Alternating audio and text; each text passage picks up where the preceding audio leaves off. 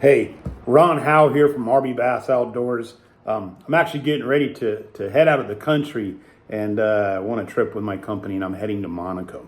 But I'll tell you, there's a big part of me, as much as I'm going to fly to the Mediterranean and go have cappuccinos and Italian food, a lot of me is going to miss the California Delta right at the right time. So it's summer. June's came.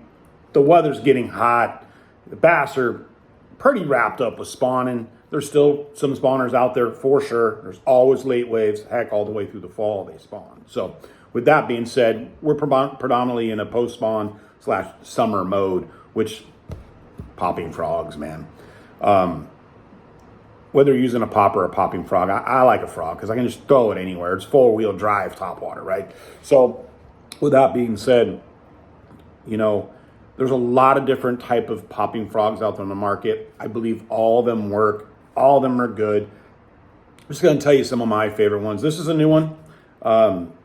Berkeley Swamp Lord, little bluegill color. Looks really, really good. Right out of the package. If you haven't seen that, that's the new Berkeley frog. Now, I've never used that frog yet. Just ordered them, just got them. Can't wait to try them out. But traditionally, there's a lot of different popping frogs that you should know about. Depths makes a popping frog called a Slither K. The Slither K is extremely finessey popping frog. It's small in size, but with a good pop and a real agitating walk ability. So that's definitely one you want to have in your box. Depths Slither K. I happen to like the black one with the pink on top. That way, when you get those real post-spawn whiffy bites where they just come up and barely even roll their head over the frog, you don't even really notice the bite sometimes.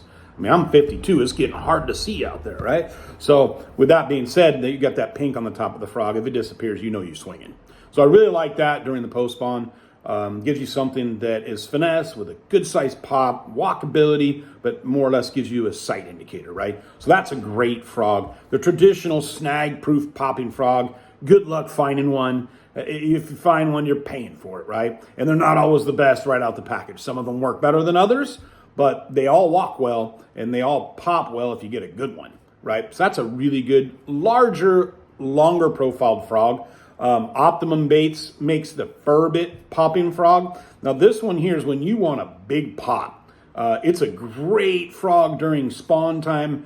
You get that white one tied on, get it over those bedded areas up in tules and vegetation, and just give it big pops and kill and let it sit, and they'll tomahawk that thing.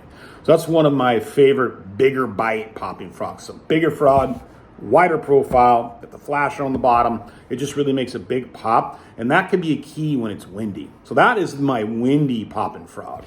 Something like this Swamp Lord, the Slither K, those are going to be more my finessey, walking, small popping when I don't want a lot of noise. Calmer days, early in the morning, or just when the fish, maybe I'm throwing the bigger frog and they're kind of missing it and I'm not getting them to commit to it, then I'll switch to a downsized popping frog.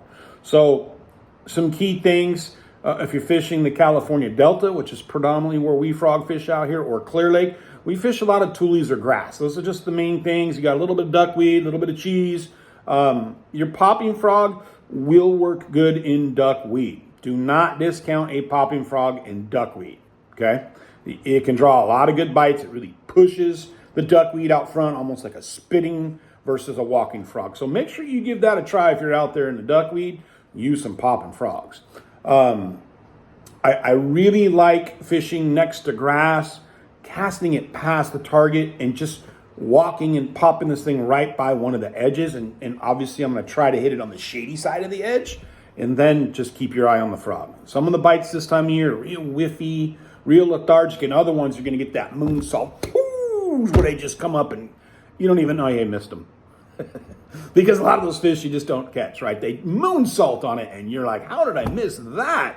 Well, that was timing. That's all it was. That was timing. Something in what happened did not work out perfectly. So anyways, these are some topwater tips for popping frog.